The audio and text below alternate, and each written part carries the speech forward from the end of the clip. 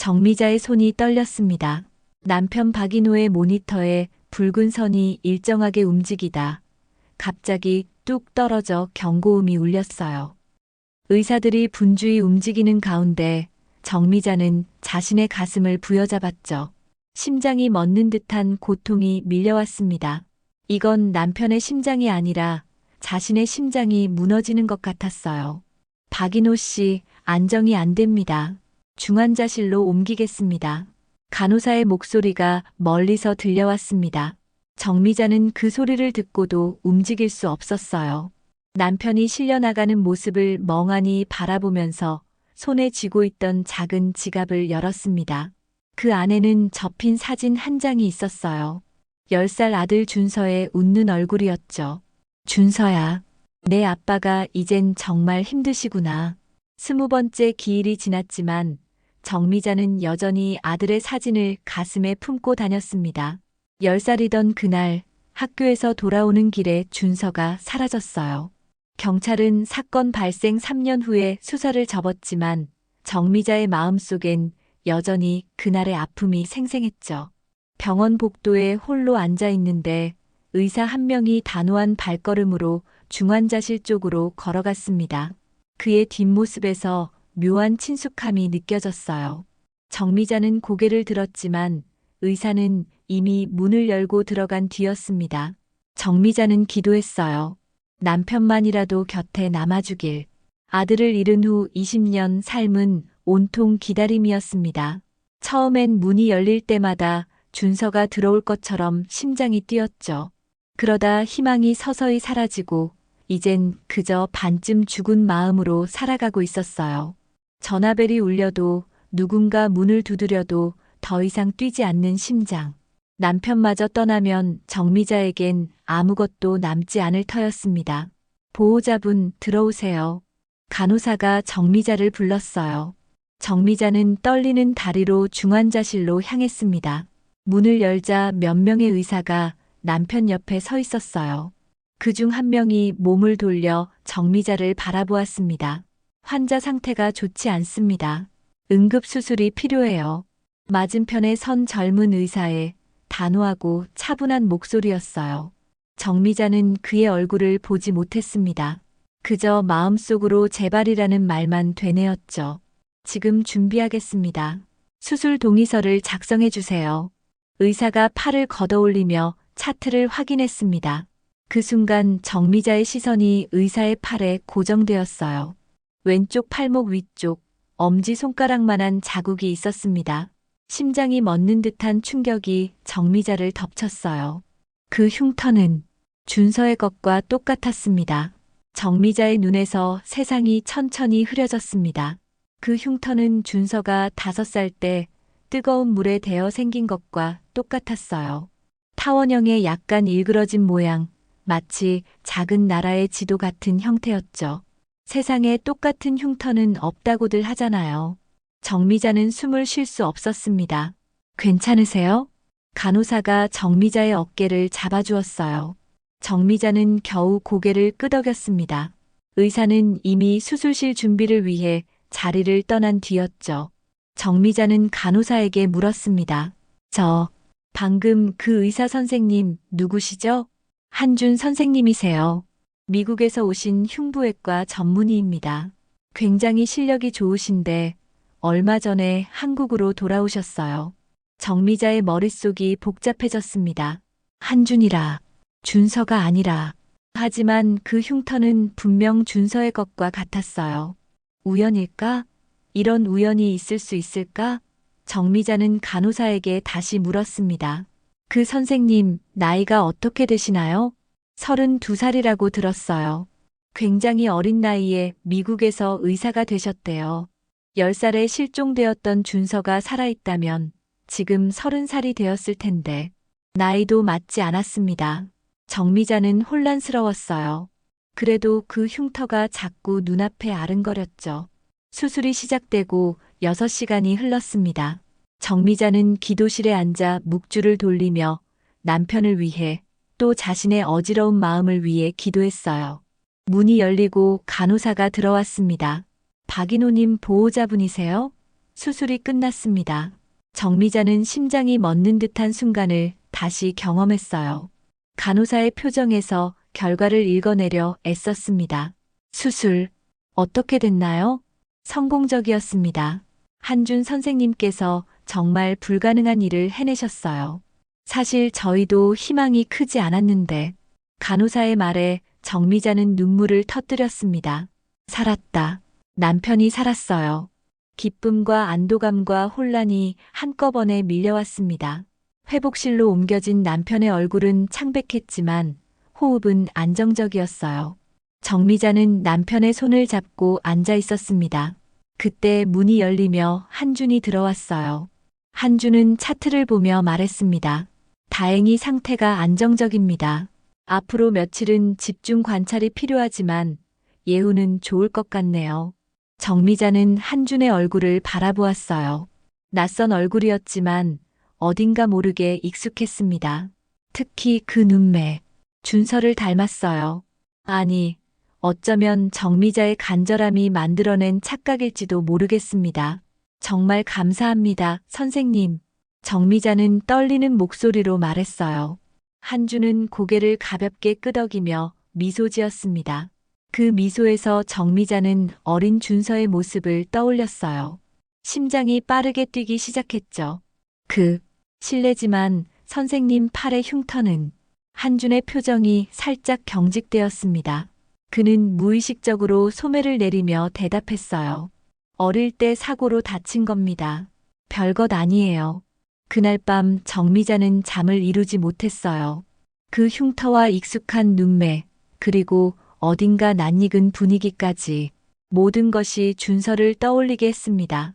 정미자는 오래된 앨범을 꺼내 준서의 사진을 하나하나 살펴보았어요. 10살 준서의 마지막 사진과 한준의 얼굴을 머릿속에서 겹쳐보았습니다. 닮았을까요? 10살 아이와 30살 남자를 비교하는 것이 가능할까요? 정미자는 불안과 기대 사이에서 밤을 새웠어요. 다음 날 정미자는 일찍 병원에 도착했습니다. 남편은 여전히 깊은 잠에 빠져 있었어요. 정미자는 간호사에게 한준의 근무 시간을 물었죠. 곧 회진 시간이라는 대답을 들었습니다. 정확히 9시 한준이 다른 의사들과 함께 병실에 들어왔어요. 그는 박인호의 상태를 확인하고 차트에 메모했습니다. 정미자는 그의 모든 움직임을 유심히 지켜보았어요. 회진이 끝나고 의사들이 나갈 때 정미자는 용기를 내어 한준을 불렀습니다. 한준 선생님, 잠시 이야기 좀 나눌 수 있을까요? 한준은 잠시 망설이다 고개를 끄덕였어요. 두 사람은 병원 복도 끝 조용한 공간으로 자리를 옮겼습니다. 정미자의 심장은 미친 듯이 뛰었어요. 무슨 일이신지요? 한준의 목소리는 차분했습니다. 정미자는 떨리는 손으로 가방에서 사진 한 장을 꺼냈어요. 준서의 10살 사진이었죠. 이 아이를 혹시 알고 계신가요? 한준은 사진을 받아들고 잠시 들여다보았습니다. 그의 표정은 변함이 없었어요. 그저 공손하게 고개를 저었죠. 죄송합니다만 모르는 아이입니다. 정미자는 깊게 숨을 들이마셨습니다. 용기를 내어 다음 말을 꺼냈어요. 이 아이는 제 아들입니다. 10살 때 실종됐어요. 그리고 선생님의 팔에 있는 흉터가 제 아들과 똑같아요. 한준의 표정이 순간 굳었습니다. 그는 사진을 정미자에게 돌려주며 한 발짝 물러섰어요.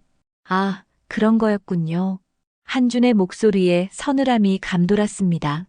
그는 쓴웃음을 지으며 말을 이었어요. 제가 성공했다는 기사가 나간 후로 이미 수십 명이 자신이 제 부모라며 연락해왔습니다. 정미자는 충격을 받았어요. 한준은 냉정하게 말을 이었죠. 어떤 분들은 제 어린 시절 사진까지 가지고 와서 닮았다고 하셨어요. 심지어 몇몇은 제 흉터 이야기까지 알고 접근하셨죠. 하지만 저는 정미자의 말을 한준이 단호히 끊었습니다. 결국 모두 돈을 원했어요. 병원비가 필요하다. 집이 경매에 넘어간다. 전부 거짓말이었죠. 한준의 눈에는 아픔이 어려 있었습니다. 정미자는 그 아픔이 얼마나 깊은지 느낄 수 있었어요. 하지만 그건 자신이 준 아픔이 아니었습니다. 전 그런 사람들과 달라요. 난 당신이 태어나던 날부터 기억해요. 뱃속에서 처음 움직이던 순간부터 첫 걸음마를 떼던 날까지 정미자의 목소리가 떨렸습니다. 눈물이 하염없이 흘러내렸어요. 한주는 잠시 흔들리는 듯 했지만 이내 표정을 굳혔습니다. 정말 죄송합니다만 제 부모는 없습니다. 그 말과 함께 한주는 등을 돌려 걸어갔어요. 정미자는 그 자리에 무너지듯 주저앉았습니다. 왜 이렇게 확신이 드는 걸까요? 그 흉터, 그 눈빛, 모든 것이 준서를 가리키고 있었어요. 정미자는 포기할 수 없었습니다. 20년을 기다려왔는데 이제 와서 포기할 수는 없었죠. 정미자는 사흘 동안 매일 병원을 찾았습니다. 남편의 상태를 확인하는 척하며 한준을 관찰했어요. 어떤 때는 멀리서 그저 바라보기만 했고 또 어떤 때는 가까이 다가가 말을 걸려고 시도했습니다. 하지만 한준은 매번 정중하게 거리를 두었어요. 그럼에도 정미자의 확신은 점점 커져갔습니다. 특히 한준이 무의식적으로 하는 작은 습관들, 머리를 기울이는 방식, 웃을 때 입가의 주름, 모두 준서를 닮아 있었어요. 어느 오후 정미자는 용기를 내어 다시 한번 한준을 찾아갔습니다. 간호사에게 물어 그가 잠시 쉬고 있다는 걸 알게 되었어요. 정미자는 조심스럽게 의사 휴게실로 향했죠. 문 앞에서 잠시 망설이다 노크했습니다. 문이 열리고 나타난 건 한준이 아니었어요. 깔끔한 간호사 유니폼을 입은 젊은 여성이었습니다. 그녀의 이름표에는 서하늘이라고 적혀 있었어요. 누구를 찾으세요? 하늘의 목소리는 부드러웠지만 경계심이 느껴졌습니다. 정미자는 당황했어요. 저 한준 선생님을 좀 뵙고 싶은데요. 하늘의 눈이 가늘어졌습니다. 그녀는 문을 더 열어 정미자를 자세히 살폈어요. 혹시 박인호 씨 보호자 되시나요? 정미자는 고개를 끄덕였습니다. 하늘은 문을 닫고 복도로 나왔어요. 따라오세요. 두 사람은 병원 정원으로 향했습니다. 봄바람이 살랑거리는 벤치에 앉았어요. 하늘은 잠시 침묵하다 입을 열었습니다. 한준 선생님이 말씀하셨어요. 아들을 찾고 계시다고. 정미자는 놀랐어요. 한준이 하늘에게 자신의 이야기를 했다는 것에 약간의 희망을 느꼈습니다. 네, 제 아들 준서예요. 10살 때 실종됐는데 한준 선생님께서 준서와 너무 닮았어요. 같은 흉터도 있고. 하늘은 조용히 정미자의 말을 들었습니다. 그리고 천천히 말했어요. 정미자 씨, 솔직히 말씀드리겠습니다. 전 한준 씨의 약혼녀예요. 미국에서부터 함께 왔죠. 정미자는 고개를 끄덕였습니다. 하늘은 계속 말을 이었어요. 한준 씨가 얼마나 상처받았는지 제가 잘 알아요. 성공한 후에 수십 명의 부모님들이 나타났거든요. 모두 돈을 노리고 전 돈 같은 건 원하지 않아요. 정미자가 급히 말했습니다. 하늘은 쓴웃음을 지었어요. 다들 처음엔 그렇게 말씀하셨어요. 정말이에요. 전 그저 제 아들을 찾고 싶을 뿐이에요. 하늘의 눈에 안타까움이 어렸습니다. 그녀는 한숨을 쉬었어요. 저 사람 지금 행복하게 살고 있어요. 또 상처 주지 마세요. 정미자의 눈에 눈물이 고였습니다. 하늘은 조금 마음이 약해진 듯 했어요. 진짜라면 증명해보세요. 아니면 떠나주세요. 정미자는 희망의 끈을 붙잡았습니다. 어떻게 증명하면 될까요? 어떤 증거든. 준서라는 아이가 정말 선생님이라는 증거요. 다음 날 정미자는 오래된 상자를 들고 병원을 찾았습니다. 그 안에는 준서의 유치원 시절 일기장, 아기 때 찍은 손도장, 병원 기록부 등이 담겨 있었어요. 하늘은 약속대로 나와 정미자를 만났습니다. 그녀는 자료들을 꼼꼼히 살폈어요. 이건 화상 사고 기록이군요. 정미자는 고개를 끄덕였습니다. 준서가 5살 때 뜨거운 물에 팔을 데웠어요.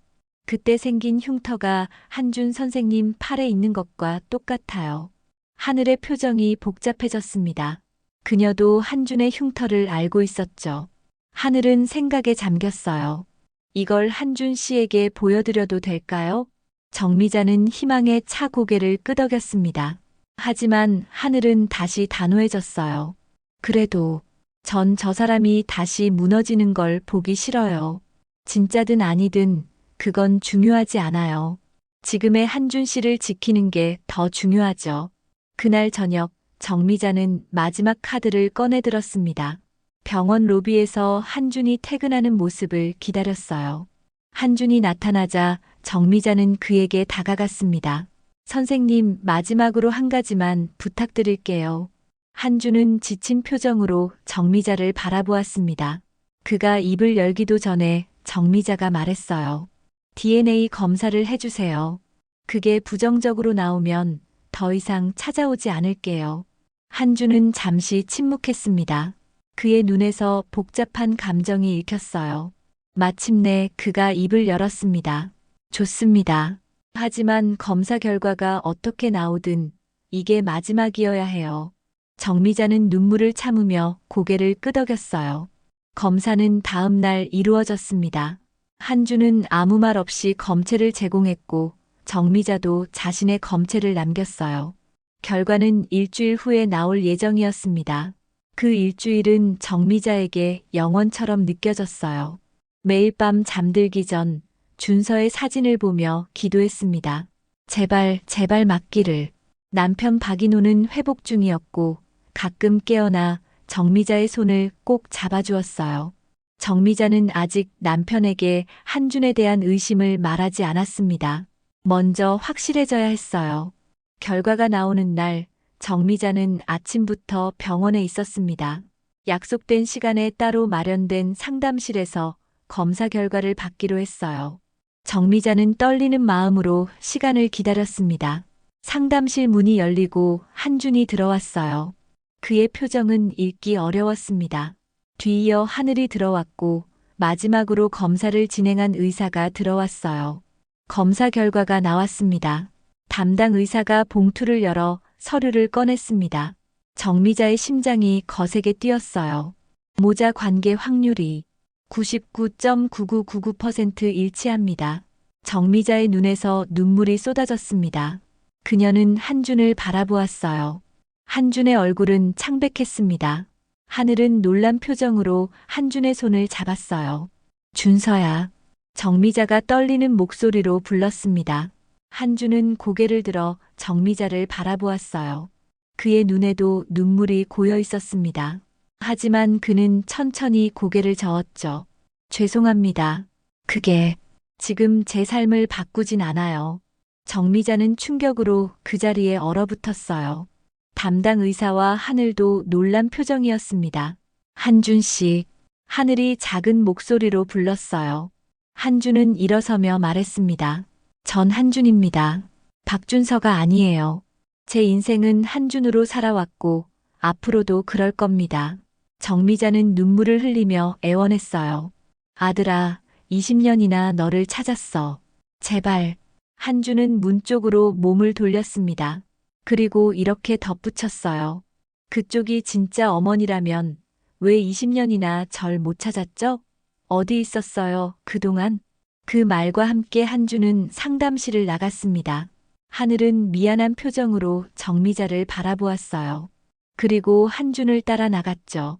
정미자는 그 자리에 홀로 남겨졌습니다. 찾았지만 찾지 못한 아들. 유전자는 일치하지만 마음은 일치하지 않는 아들. 정미자는 그날 밤 끝없이 울었습니다. 아들을 찾았지만 아들은 자신을 거부했어요. 어쩌면 당연한 일인지도 모릅니다. 10살 때의 기억만 있는 아들에게 갑자기 나타난 낯선 여자가 어머니라니. 정미자는 자신의 기대가 이기적이었음을 깨달았어요. 다음 날 아침 정미자는 마지막 결심을 했습니다. 더 이상 한준을 찾아가지 않기로 했어요. 약속대로 이제 떠날 시간이었습니다. 하지만 완전히 떠나기 전에 마지막 선물을 남기고 싶었죠. 정미자는 오래된 상자 속에서 낡은 카세트 테이프를 꺼냈습니다. 그것은 준서가 태어났을 때부터 정미자가 불러주던 자장가가 담긴 테이프였어요. 아이가 잠들 때마다 아프거나 슬플 때마다 정미자가 불러주던 노래였죠. 마지막 날 밤에도 준서가 사라지기 전날 밤에도 정미자는 이 노래를 불러주었습니다. 병원에 도착한 정미자는 한준의 사무실을 찾았어요. 다행히 그는 자리에 없었습니다. 정미자는 작은 쪽지와 함께 카세트 테이프를 그의 책상 위에 올려두었어요. 준서야, 엄마는 이제 떠날게. 행복하게 살아. 사랑한다. 짧지만 가슴 아픈 작별 인사였습니다. 정미자는 한 번 더 사무실을 둘러보고 조용히 문을 닫았어요. 마지막으로 남편을 들여다보고 병원을 떠났습니다. 남편은 이제 상태가 많이 호전되어 곧 퇴원할 수 있을 터였어요. 그날 밤 한주는 늦게까지 수술을 마치고 지친 몸으로 사무실에 돌아왔습니다. 책상 위에 놓인 낯선 물건이 눈에 들어왔어요. 낡은 카세트 테이프와 쪽지. 한주는 쪽지를 집어들어 읽었습니다. 그의 눈에 순간적으로 슬픔이 스쳤어요. 한주는 테이프를 집어들었습니다. 오래된 것이었지만 병원에는 아직도 카세트 플레이어가 남아 있었어요. 잠시 고민하다가 한주는 플레이어에 테이프를 넣고 재생 버튼을 눌렀습니다. 부드러운 여성의 목소리가 흘러나왔어요. 준서야, 우리 아가. 이제 잘 시간이야. 엄마가 노래 불러줄게. 그 순간 한준의 머릿속에 갑작스러운 번개가 내리쳤습니다. 이 목소리, 어디선가 들어본 것 같았어요. 노래가 계속되자 한준의 심장은 더욱 빠르게 뛰기 시작했습니다. 준서야, 안아줄게. 우리 아가 슬픔도 다 가져갈게.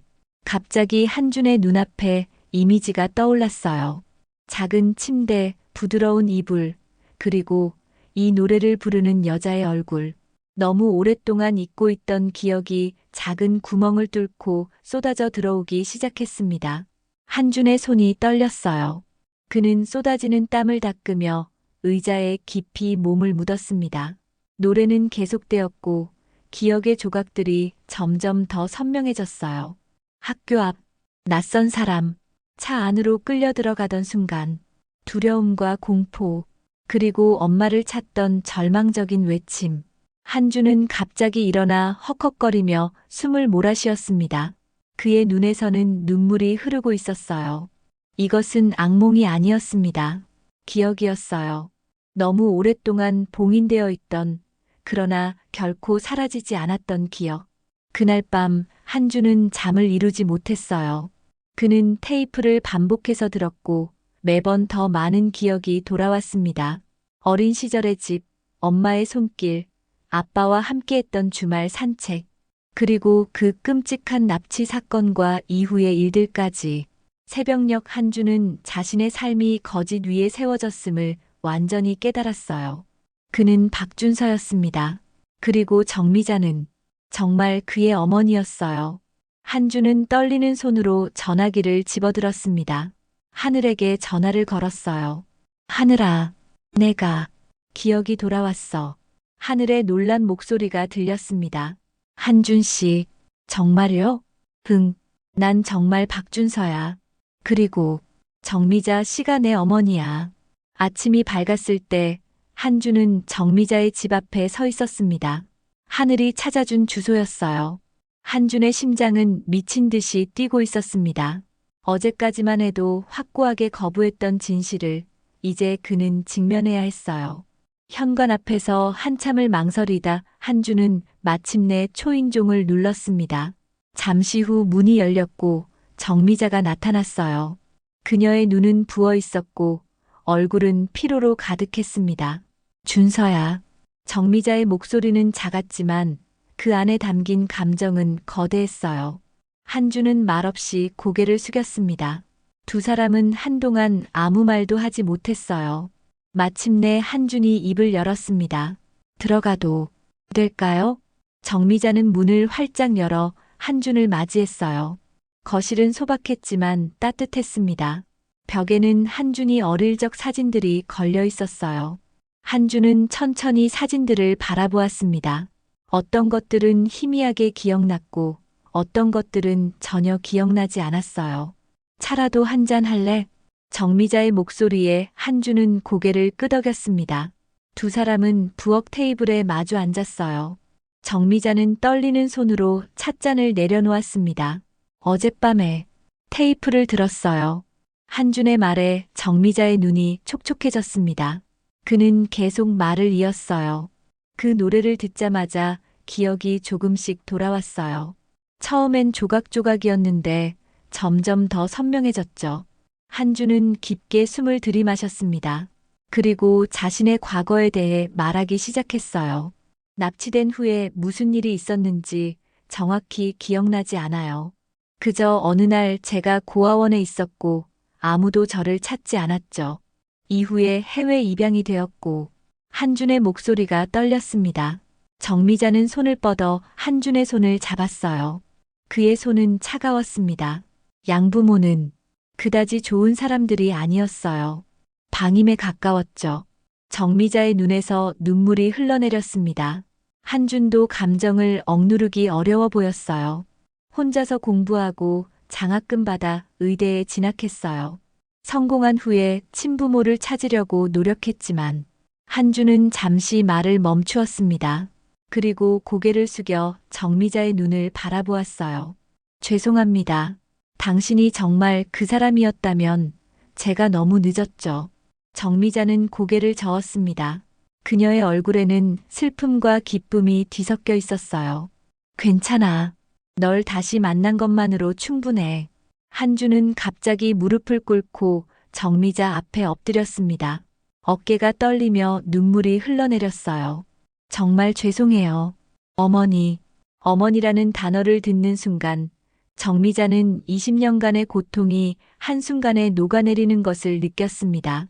그녀는 한준을 끌어안았어요. 모자는 오랫동안 그렇게 껴안은 채 울었습니다. 문이 열리는 소리가 들렸어요. 하늘이 들어왔습니다. 그녀는 정미자와 한준이 껴안고 있는 모습을 보고 잠시 망설였죠. 그때 한준이 고개를 들었습니다. 하늘아. 하늘은 조용히 다가와 정미자 앞에 무릎을 꿇었어요.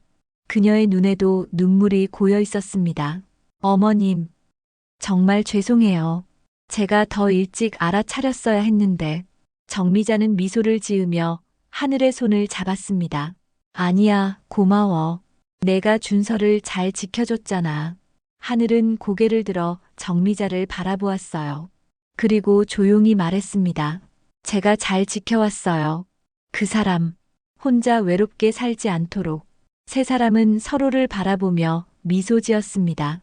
오랜 시간의 아픔이 치유되기 시작하는 순간이었어요. 일주일 후 박인호가 퇴원하는 날이 되었습니다. 한주는 직접 퇴원 수속을 도왔어요. 그가 병실에 들어서자 박인호는 눈을 크게 떴습니다. 두 사람은 이미 한 번 만난 적이 있었지만 오늘은 달랐어요. 오늘은 아버지와 아들로서의 재회였습니다.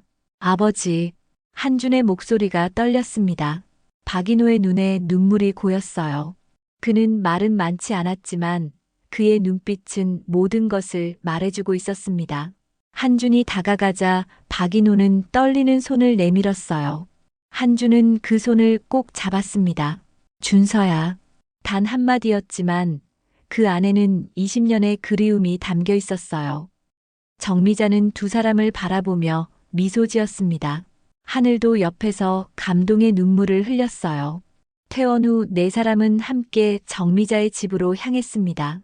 오랜만에 가족이 완전히 모인 저녁 식사였어요. 정미자는 준서가 어릴 적 좋아하던 음식들을 모두 준비했습니다. 한주는 처음에는 어색해했지만 점점 편안해졌어요. 기억나니? 이 김치찌개는 내가 항상 더 달라고 조르던 거야. 정미자의 말에 한주는 숟가락을 멈추었습니다. 어렴풋이 기억이 났어요. 어린 시절 이 식탁에서 김치찌개를 먹으며 행복해하던 자신의 모습. 조금 기억나는 것 같아요. 박인호는 말없이 한준을 바라보았습니다. 그의 눈에는 자랑스러움이 가득했어요. 어느새 그의 아들은 훌륭한 의사가 되어 있었습니다. 심지어 자신의 목숨까지 구했죠. 식사가 끝난 후 한준은 부모님께 중요한 결정을 말했습니다. 저 다시 박준서로 돌아가려고 해요. 법적으로 개명 절차를 밟았어요. 정미자와 박인호의 눈에 기쁨의 빛이 어렸습니다. 하늘은 옆에서 한준의 손을 꼭 잡아주었어요.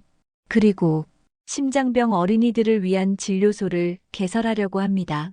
아버지처럼 심장병으로 고통받는 아이들을 돕고 싶어요. 박인호의 눈에서 눈물이 흘러내렸습니다. 그는 아들의 어깨를 꼭 붙잡았어요. 몇 개월 후 진료소 개소식이 열렸습니다.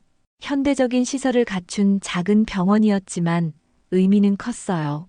입구에는 작은 명판이 걸려 있었습니다. 박준서 심장병 어린이 진료소. 그리고 그 아래에는 더 작은 글씨로 이렇게 새겨져 있었어요. 어머니 정미자, 아버지 박인호, 그리고 또 한 명의 가족 서한을. 개소식 날 준서는 처음으로 하얀 가운을 입고 진료소에 들어섰습니다. 정미자와 박인호는 자랑스러운 눈빛으로 아들을 바라보았어요. 하늘은 준서의 옆에서 함께 걸었죠. 첫 번째 환자는 8살 남자아이였습니다. 심장에 선천적 결함이 있어 여러 병원에서 수술을 거부했던 아이였어요. 준서는 아이의 손을 잡고 말했습니다. 괜찮아. 내가 도와줄게. 너는 혼자가 아니야. 정미자는 그 모습을 지켜보며 눈물을 흘렸습니다. 15년의 이별과 상처가 있었지만 결국 그들은 다시 하나가 되었어요. 아들은 돌아왔고 가족은 다시 완성되었습니다. 그리고 이제 그들은 자신들처럼 아픔을 겪는 이들을 돕고 있었죠. 준서는 진료실 창가에 작은 카세트 플레이어를 두었습니다. 매일 아침 그는 어머니의 자장가를 들으며 하루를 시작했어요. 그 노래는 그를 과거와 이어주는 달이었고 미래로 나아가는 힘이었습니다. 준서야, 안아줄게. 우리 아가 슬픔도 다 가져갈게. 노래가 흐르는 가운데 준서는 창밖을 바라보았습니다. 하늘은 진료실로 들어와 그의 어깨에 손을 얹었어요. 정미자와 박인호는 정원에서 첫 환자의 부모와 이야기를 나누고 있었습니다. 완전해진 가족, 그리고 새로운 시작. 준서는 깊은 숨을 들이마셨어요. 이제야 모든 것이 제자리를 찾은 것 같았습니다.